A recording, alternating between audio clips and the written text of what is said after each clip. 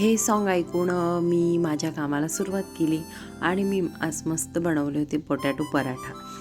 आणि तो बनवताना काय काय सामग्री लागली ते तुम्हाला व्हिडिओमध्ये दिसतंच आहे. तसं बघितलं तर पराठे बनवायला मेहनत खूप लागते आणि कंटाळा पण खूप येतो. पण काहीतरी नवीन बनवायचं असेल तर मग एनर्जी तर आणावीच लागेल ना. आणि माझ्या फॉलोअर्सला पण बघायला मिळेल.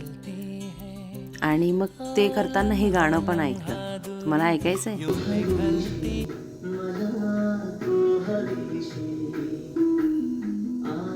पहिला पराठा जरा वाकडा तिकडच झालाय नाही का, नाही जमला ना. पण नंतरचे पराठे बघा कसले छान आले आणि ते खाऊन खूप मजा आली. खूप छान पराठे झालेले आणि पराठे खात हे सॉन्ग ऐकलं आम्ही.